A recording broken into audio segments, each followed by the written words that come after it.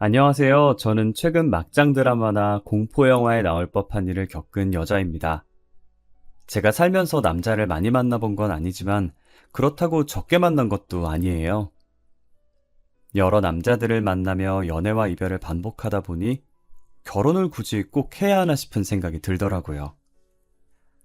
어른들이 보통 남자를 만날 때 그놈이 그놈이라는 말 많이 하시잖아요.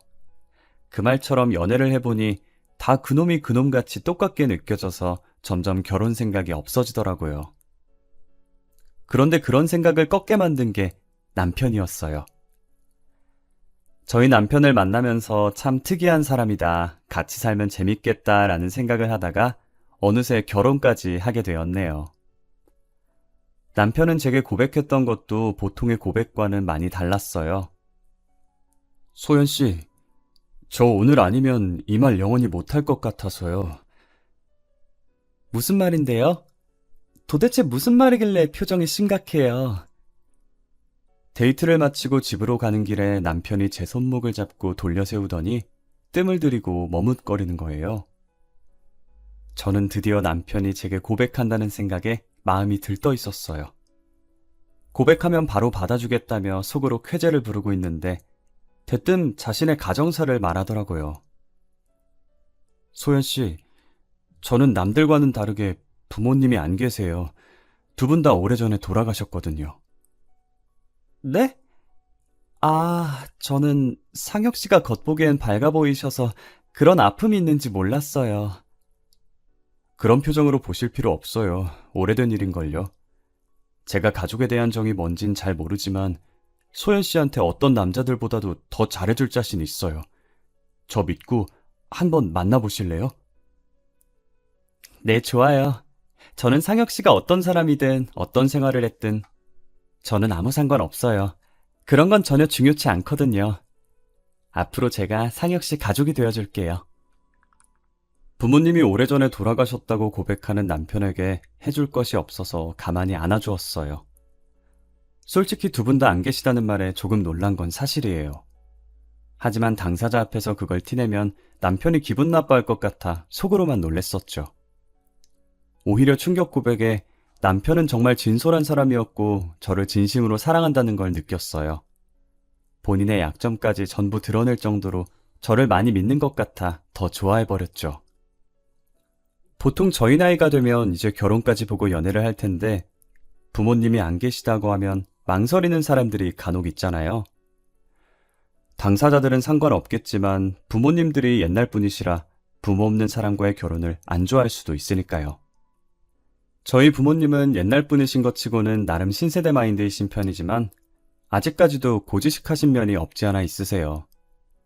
분명 결혼을 한다고 하면 부모님이 안 계시다는 이유로 반대를 하실 거라 예상되는데 저는 부모님을 꺾을 자신이 있었어요. 남편은 당시 조그만 원룸에서 살고 있었어요. 혼자 사는 남편이 안쓰럽기도 하고 외로워 보이기도 해서 매일 자취방에 찾아갔고 항상 양손 가득 음식을 들고 갔어요. 짠! 나 기다렸지? 오늘도 반찬 양껏 가지고 왔어. 오빠 계란말이 좋아하잖아. 계란말이 많이 먹으라고 한 통 가득 가지고 왔어. 안 그래도 된다니까 매번 미안하게. 고마워. 소연이 너 때문에 내가 사는 것 같아. 너 없었으면 진짜 어쩔 뻔했어. 그러게. 오빠 나 없었으면 어쩔 뻔했어? 이거 다 먹으면 말해. 미안해서 또 말 안 하고 그러지 마. 내가 좋아해서 하는 거니까 미안할 필요 없어. 전날 마트에서 사놓은 식자재로 새벽부터 반찬을 만들어 놓고 남편 집으로 가져다 줬어요. 남편은 항상 미안해했지만 제가 준 반찬을 깨끗하게 다 먹고 빈통을 꺼내 놓더라고요. 식탁 위에 올려진 빈통을 보면 맛있게 먹어준 것만으로 너무 감사했어요. 그러다 한 번은 제가 주말이기도 하고 게으름을 부리고 싶어서 저녁에 찾아간 적이 있었어요. 역시나 양손 가득 들고 온 무거운 반찬통들을 내려놓고 남편 집 앞에 서서 벨을 눌렀는데 분명히 안에 있을 남편이 아무리 벨을 눌러도 문을 안 열어주는 거예요. 제가 문을 살짝 두드리면서 남편을 외치니 그제서야 문이 열리기 시작하더라고요. 뭐야, 집에 있으면서 왜 문을 안 열어줘? 내가 몇 번이나 벨을 눌렀는데. 다른 사람인 줄 알았어. 올 거면 연락이라도 하고 오지. 내가 언제는 연락하고 왔었나? 여기 찾아올 사람이 나 말고 또 있나 봐? 아니야, 그런 거. 우와! 오늘도 내가 좋아하는 반찬들 많네? 진짜 맛있겠다. 메추리알 먹고 싶었던 거 어떻게 알았지? 남편 집에 올 사람이 없는데 다른 사람인 줄 알고 문을 안 열었다길래 내심 누군지 궁금했었죠. 제가 이 야심한 밤에 누가 오냐고 물었지만 오히려 시선을 회피하고 제가 들고 온 반찬을 손가락으로 집어먹더라고요. 제 성격이 단순해서 당시에는 더 파고들 생각을 하지 않았고 그저 제 반찬을 맛있게 먹는 남편을 흐뭇하게 봤었어요. 반찬을 냉장고에 넣어주고 간단하게 남편의 집을 치워준 후 집으로 돌아가려고 신발을 신고 있었어요. 남편은 가려는 저를 다급하게 부르더라고요. 저기 소연아! 응? 왜? 나한테 할 말이라도 있어? 다음부터는 오늘처럼 저녁 시간에 오지 마. 위험하잖아. 지금도 봐. 벌써 밖이 어둡잖아. 으이그, 알겠어. 지금도 이러는데 우리 결혼하면 오빠 진짜 팔불출되는 거 아니야? 세상이 하도 흉흉하니까 그렇지. 항상 조심하고. 알겠지? 내가 한두 살 먹은 어린애도 아니고. 알겠네요. 남편은 제게 다음부턴 저녁 시간에 오지 말라고 당부하고 또 당부했어요. 저는 하도 말이 많은 세상이다 보니 저녁에 돌아다니다 제게 무슨 일이라도 생길까 진심으로 걱정돼서 한 말인 줄 알았어요. 그렇게 2년 정도 남편과 연애를 하고 드디어 결혼을 하기로 약속을 했어요. 남편은 돈을 열심히 모아서 얼른 집 사야 한다며 최대한 외출도 줄이고 밖에서 밥도 잘 안 사 먹는 양반이었어요. 물론 데이트도 제 자취방이나 남편 자취방에서 영화 보고 배달음식 시켜 먹는 게 다였는데 어느 날 남편이 자취방이 아닌 레스토랑에서 저를 부르더라고요. 뭐야? 보너스라도 받았어? 갑자기 웬 레스토랑? 레스토랑도 레스토랑인데 우리 밖에서 만나는 거 진짜 오랜만 아니야? 그러게, 얼마만이지? 마지막으로 밖에서 데이트한 게 언제인지도 기억도 안 날 정도네. 뭐야, 오빠. 레스토랑이라고 꾸미고 나온 거야? 머리도 올렸네? 그러는 너는 매일 추리닝 입다가 오늘 원피스 입고 나와놓고 어디서 사돈 낱말하고 있어. 나 향수도 1년 반 만에 뿌려보잖아. 그래도 레스토랑인데 패션에 힘 좀 써야지. 안 그래? 그래서 뭔데? 왜 레스토랑에서 보자고 한 거야? 진급했어? 저는 간만에 밖에서 데이트하는 거라 많이 들떴었어요. 그리고는 화장을 수정하려고 가방에서 립스틱을 꺼내 바르고 있었어요. 남편은 제가 들고 있던 거울 밑으로 조그만 상자를 내밀더라고요. 저는 사이즈만 봐도 반지 케이스인 걸 눈치를 챘고 너무 놀라서 순간적으로 립스틱을 떨어뜨리고 소리를 질러버렸어요. 제 목소리에 사람들이 저희를 쳐다봤고 저는 입을 막은 채 쳐다보는 사람들에게 죄송하다고 고개를 숙였어요. 이거 뭐야? 반지 아니야? 맞아, 열어봐. 너가 좋아할 것 같아서 사봤어. 너무 이쁘다. 나 반지 선물 처음 받아봐. 이거 커플링이야? 결혼 반지 겸 커플링? 소연아, 우리 결혼하자. 내가 정말 잘할게. 잘할 자신 있어. 결혼하면 지금처럼 친구같이 재밌게 살자. 든든하게 잘 먹여서 데리고 가려고 비싼 레스토랑에서 보자고 했구만. 그래, 결혼하자. 죽이 되든 밥이 되든 한번 같이 살아보자. 저는 남편의 프로포즈를 받아들였고 쇳불도 단김에 뺀다고 며칠 뒤 저희는 바로 저희 부모님을 만나러 갔어요. 앞서 말한 것처럼 저희 부모님께서 고지식한 면이 조금 있어서 걱정을 했었어요. 혹시나 남편 부모님의 부재를 흠으로 잡고 결혼을 반대하지 않을까 하고요. 하지만 제 걱정과는 달리 부모님이 남편을 따뜻하게 맞이해 주더라고요. 제게도 묵묵했던 아버지는 다소 서툴지만 진심을 다해 안아주었고 어머니는 남편 손을 꼭 잡고 고생 많았다고 어서 들어오라고 하셨죠. 안 그래도 우리 딸한테 들었어요. 혼자서 고생 많이 했겠네. 잘 왔어요. 어서 들어와요. 그동안 많이 힘들었을 텐데 잘 버텨줘서 너무 고마워요. 그리고 철부지 우리 딸 잘 챙겨줘서 너무 고마워요. 아니에요. 소연이가 얼마나 어른스러운데요. 철부지는 오히려 전걸요. 아마 부모님들 앞이라서 철없는 모습만 보이는 것 같은데 알고 보면 저보다 성숙한 사람이에요. 어머, 말도 어쩜 이렇게 잘할까. 앞으로 우리를 부모님이다 생각하고 편하게 지내요. 우리도 아들 하나 생겼다 생각하고 우리 딸보다 더 잘 챙겨줄 테니까. 엄마, 나 막 서운하려고 그래. 사위사랑은 장물하더니 벌써부터 오빠 챙기는 거야? 딸이 듣는 앞에서 딸보다 더 잘 챙겨준다고 하고. 나 진짜 서운해. 딸, 아빠가 있잖아. 아빠는 항상 너가 1순위다. 알지? 저희는 화기애애한 분위기로 별다른 문제 없이 결혼 허락을 받았고 남편의 부모님께서 안 계시니 상견례 없이 일사천리로 결혼을 진행했어요. 남편이 그동안 집 산다고 돈을 열심히 모으긴 했지만 턱없이 부족해서 신혼집은 대출과 부모님 도움을 조금 받아서 제가 장만했고 남편은 혼수가전을 해오기로 했습니다. 신혼여행 가 있는 동안에 혼수가전들이 하나둘씩 도착했어요. 휑했던 집이 신혼여행 후 돌아와 보니 제법 사람 사는 집같이 꾸며져 있더라고요. 이쁜 그릇들과 커플 앞치마까지 세팅해 놓은 주방은 보고만 있어도 기분이 좋아졌죠. 우리가 진짜 결혼을 했구나, 신혼이 이런 거구나 싶었어요. 오빠, 우리 드디어 말로만 듣던 신혼이야. 나 너무 설레. 그렇게 좋아? 아주 입이 귀에 걸렸네. 당연히 좋지. 오빠는 안 좋아? 사놓은 접시들이 너무 귀엽다. 그치? 우리 맛있는 거 많이 해 먹자. 나도 좋아. 우리 앞으로 이 접시가 닳아서 없어질 때까지 여기다 음식 올려서 먹자. 좋지. 나 요리 잘하는 거 알지?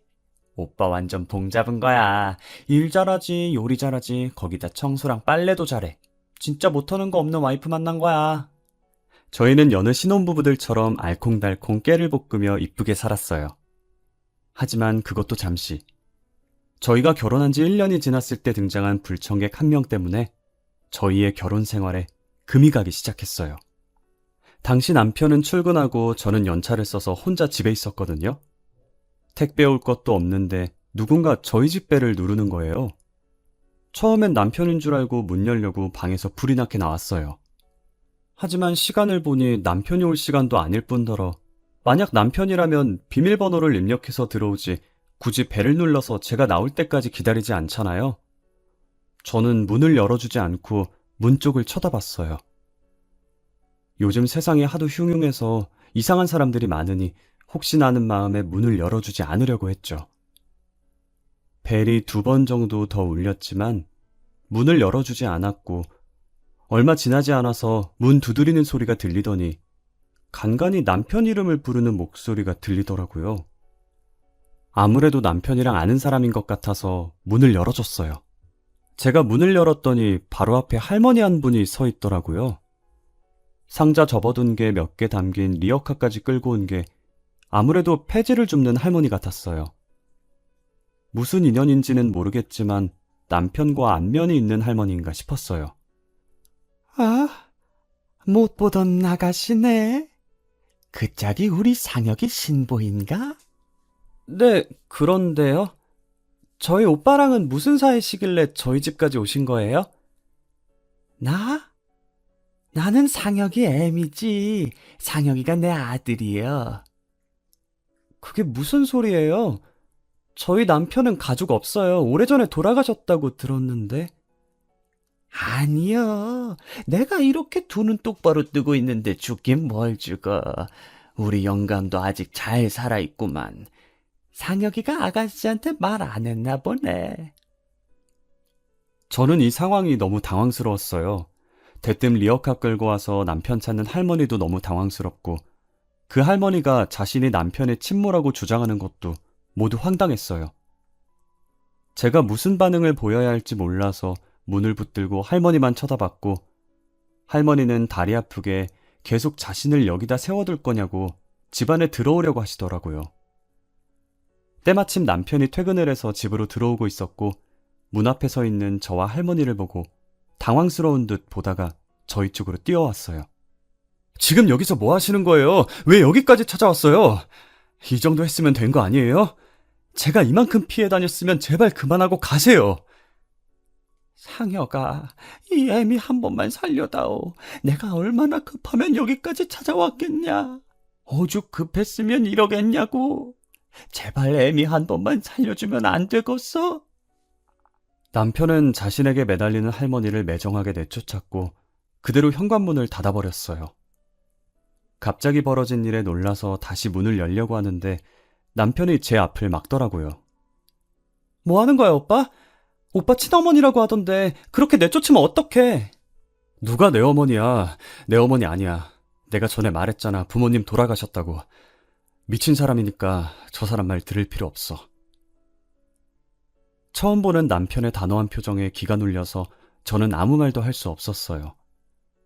남편이 연애를 할 때부터 지금까지 제게 한 번도 화낸 적 없던 터라 그날은 아무 말 없이 하루 종일 남편 눈치만 봤어요.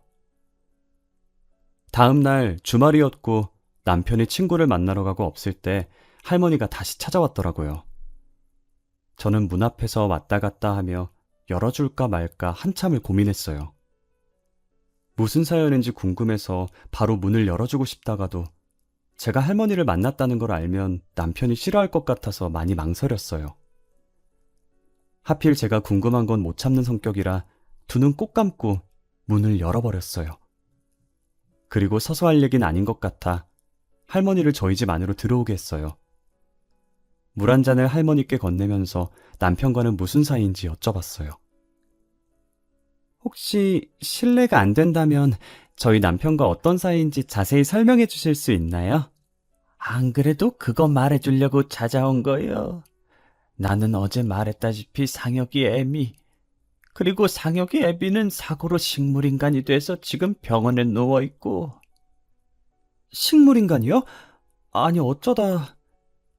그건 너가 자세히 알 거 없고 내가 어제 찾아온 건 너무 급해서 어쩔 수가 없었어. 미안하다. 급하게 돈이 필요한데 내가 부탁할 곳이 아들밖에 더 있겠냐. 무슨 돈이 필요하시길래. 우리 상혁이한테 여동생이 하나 있는데 그것이 사고를 쳐서 임신을 한 거예요. 돈이 없어서 결혼식도 못 올리고 지 신랑이랑 따로 살고 있더라고. 아가씨 남자친구 쪽에서는 지원 못 해주신대요? 우리 집 가난한 집안이라고 결혼 허락도 안 해주는데 지원을 해주겠어? 그쪽 집안에서 나보고 3천만 원 혼수해올 자신 있으면 결혼 허락해준다더라. 네? 3천만 원이요? 그래, 3천만 원. 내가 당장 3천만 원이 어디 껐어.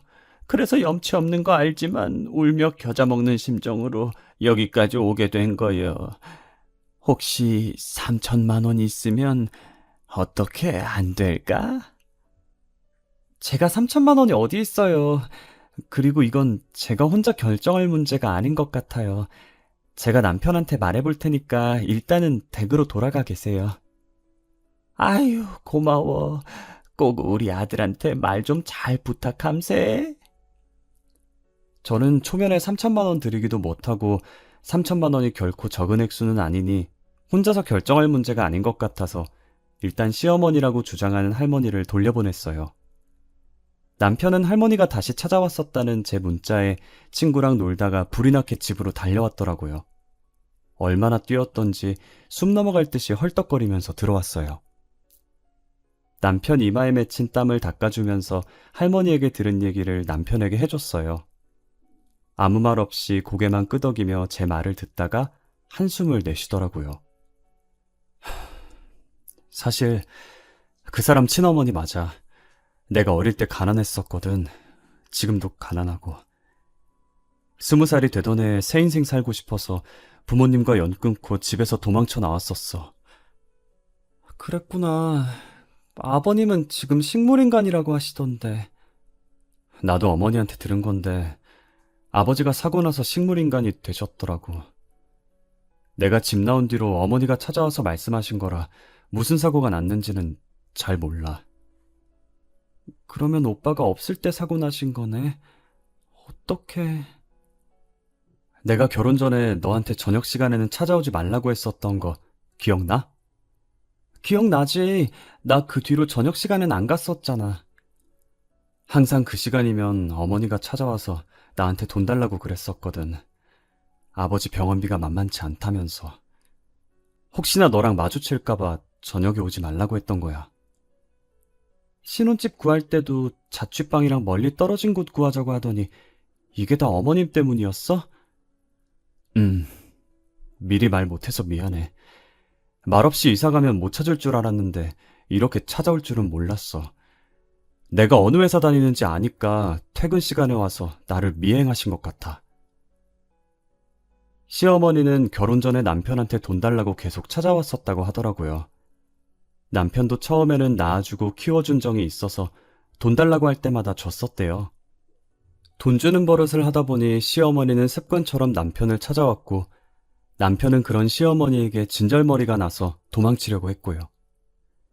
결혼 후 1년 동안 안 찾아온 건 신혼집을 멀리 가는 바람에 남편을 찾지 못했던 거예요. 남편이 회사랑 거리가 먼 곳인데도 불구하고 이 집을 계속 고집한 이유가 뭔가 했는데 자신의 자취방이랑 멀고 시어머니가 찾아오지 않을 것 같아서 그랬던 것이었어요. 미안해. 내가 미안하다는 말 말곤 할 말이 없네. 그런데 항상 같은 시간에 오시다가 왜 어제는 일찍 오셨을까? 오늘은 나한테 사실대로 말해주려고 온 거라고 쳐도 말이야. 어제는 뭐 때문에... 어차피 나한테 말하면 부탁 안 들어줄 게 뻔하니까 너를 노리고 찾아온 것 같아. 우리 그냥 다른 지역으로 이사 가자. 나 진짜 다시는 가족들이랑 얽히고 싶지 않아. 그러지 말고 내가 3천만 원 줄 테니까 부모님이랑 연 끊지 마. 그래도 낳아주신 분들인데 어떻게 연을 끊어. 그러지 말자, 응? 낳아준 부모님이랑 연 끊겠다는데 제가 어떻게 가만히 보고만 있겠어요. 저는 남편에게 그러지 말라고, 그러다 나중에 후회한다며 며칠간 설득을 했어요. 결국 저의 끈질긴 설득으로 남편은 연을 끊지 않기로 했고 제가 준 3천만 원을 어머님께 드렸어요. 그러고 며칠 뒤 제게 발신번호 제안으로 전화가 온 거예요. 혹시나 보이스피싱일까봐 받을까 말까 망설였지만 호기심을 못 견디고 전화를 받았어요. 저는 아무 말도 없이 가만히 듣고만 있으니 30초 뒤 스피커 너머로 어떤 여자 목소리가 들리더라고요. 여보세요? 뭐야, 받은 거야, 만 거야? 여보세요? 안 들려요? 들려요. 누구세요? 들리면서 왜 대답을 하네요? 저 상혁 오빠 전 여자친구인데요. 앙칼진 목소리의 주인은 다름 아닌 남편의 전 여자친구였어요. 전 여자친구라는 말에 짧은 시간 동안 수만 가지 생각이 스쳐 지나갔어요. 도대체 전 여자친구가 내게 무슨 볼일로 전화를 한 걸까? 혹시나 남편을 다시 내놓으라는 전화일까? 짧은 순간에 막장 드라마 한 편 만들었죠. 그래서요? 전 여자친구분이 무슨 일로 저한테 전화 주신 거죠? 궁금한 게 있어서요. 제가 2년 전에 상혁 오빠랑 결혼까지 약속했었거든요. 결혼 날짜도 잡았었고요. 그래서요? 그게 뭐 어쨌는데요? 결혼 3일 남았을 때였나 4일 남았을 때였나 어머님이 저를 찾아오셔서 식물인간인 시아버지 병간호를 부탁했었거든요. 며느리니까 당연히 해야 한다면서. 그쪽한테는 그런 부탁 안 하셨어요? 어머님께서 그런 부탁을 하셨었다고. 왜 그래요? 무슨 일 있어요? 왜 갑자기 소리를 지르고 그래요? 귀엽게. 전 여자친구라는 사람은 남편이랑 결혼까지 약속했었는데 결혼하기 이틀 전에 파혼을 했다더라고요. 당시에도 남편이 부모님이 없다고 해서 그 여자도 남편한테 부모님이 없는 줄 알았대요. 그런데 결혼하기 3일 전쯤에 자신이 시어머니라고 주장하면서 시아버지 병간호를 부탁했다는 거예요. 그래서 파혼을 했는데 저한테는 그런 말 없었냐고 물어보더라고요. 저는 그런 말을 들은 적이 없어서 진짜냐고 그 여자한테 되물어보려고 하는 순간에 저희 집 벨이 울렸고 마치 공포영화처럼 현관문 벨이 울리면서 인터폰에 시어머니 얼굴이 비치더라고요. 이 타이밍에 시어머니 얼굴이 떠서 놀란 나머지 소리를 지르면서 들고 있던 휴대폰을 떨어뜨렸어요. 소리 지른 게 바깥까지 다 들렸는지 제가 있다는 걸 알고 시어머니는 문을 미친 듯이 두드렸어요. 배를 눌렀다가 문을 두드렸다가 진짜 공포영화 한 장면인 것처럼 난리도 아니었어요. 제가 문을 열어주지 않자 스스로 열어보려고 손잡이를 잡고 계속 돌리는데 덜컹거리는 소리가 너무 선명하게 들려서 공포감이 들었어요. 저는 떨리는 손으로 문을 열었고 시어머니는 웃으면서 집 안으로 들어오더라고요. 그러더니 자연스럽게 거실에 있는 소파에 앉으시더니 제게 종이를 내미는 거예요. 내가 긴히 너한테 부탁할 게 있어서 왔구만. 이거 받아. 팔 떨어져. 어머님, 이게 뭐예요? 내가 글자 몇 개 적어봤는데 한번 펼쳐봐. 시어머니께서 건넨 종이를 조심스럽게 펼쳐서 봤는데 안에 뭔가가 적혀 있더라고요. 병원 이름과 호실, 그리고 시아버지의 이름으로 보이는 사람 이름 하나가 적혀 있었어요. 저는 이미 남편의 전 여자친구에게 들은 게 있으니 설마 하는 마음으로 시어머니를 쳐다봤어요. 뭐예요, 이거? 이걸 왜 저한테... 뭐긴 뭐여, 네 시애비 있는 병원이지. 밑에 있는 이름은 네 시애비 이름. 거기에 적힌 병원으로 가면 그 이름 적힌 병실이 있을 게다. 내일부터 거기 찾아가면 돼. 제가 여길 왜 찾아가요? 내가 거길 왜 찾아가라고 하건지 눈치가 이렇게 없어서요, 원. 며느리가 시아버지 보는 건 당연한 의무 아니겠어? 앞으로 네가 찾아가서 병간호 해. 결국 시어머니께서는 이걸 노린 것이었어요. 남편한테는 돈을 노리고 며느리한테는 시아버지 병간호를 노린 거죠. 그동안 남편이 왜 부모랑 연을 끊으려고 했는지 잘 알겠더라고요. 저는 병원이 적힌 종이를 찢어서 시어머니 얼굴에 던졌어요. 이것이 지금 뭐 하는 거요? 이게 어디서 배워먹은 버르장머리냔 말이요? 저 내일 당장 변호사 찾아가서 이혼 절차 밟을 거예요. 이혼하면 더 이상 며느리 아니죠? 저는 며느리가 아니라서 병간호할 수 없으니 어머님이나 실컷 하세요. 이게 지금 뭐라고 하는겨? 그리고 여긴 제 집이니까 나가주시겠어요? 남이 저희 집에 있는 거 굉장히 불쾌하네요. 저는 이제 이혼할 거라고 더 이상 며느리 아니니 시아버지 병간호를 할 수 없다며 시어머니를 집에서 내쫓았어요. 그리고 퇴근하고 들어온 남편에게 시어머니와 있었던 일을 이야기했고 이혼을 하자고 했어요. 우리 이혼하자. 오빠가 좋은 사람인 거 너무 잘 알아. 하지만 어머님이 살아계신 한 우리가 아무리 이사를 가도 어떻게든 찾아서 쫓아오실 분이야. 나는 어머니 감당 못하겠어.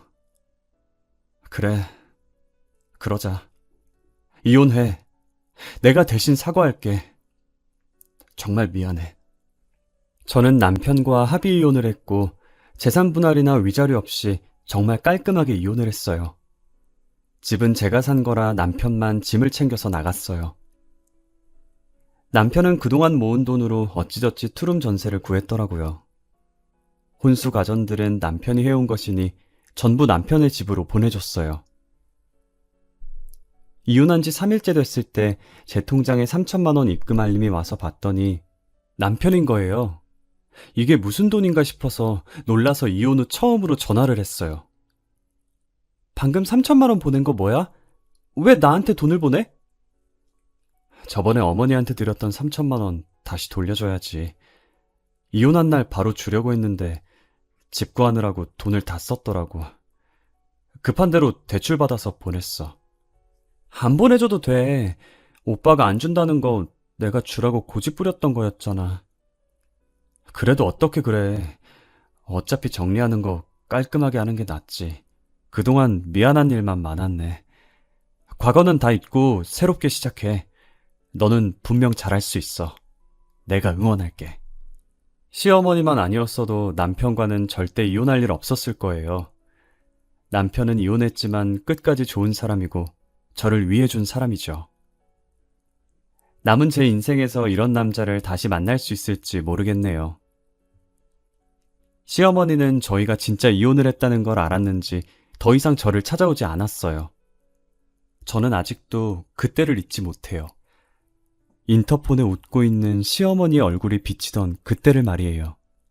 이혼의 이유가 남편을 잘못 만나서 헤어진 건 아니지만 잘못된 시어머니를 만날까봐 무서워서 아직 재혼은 꿈에도 못 꾸고 있네요.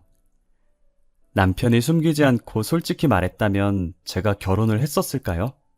여러분들도 결혼하기 전에 상대방에게 숨겨진 가족이 있는 게 아닌지 꼭 확인하고 결혼하시길 바랄게요.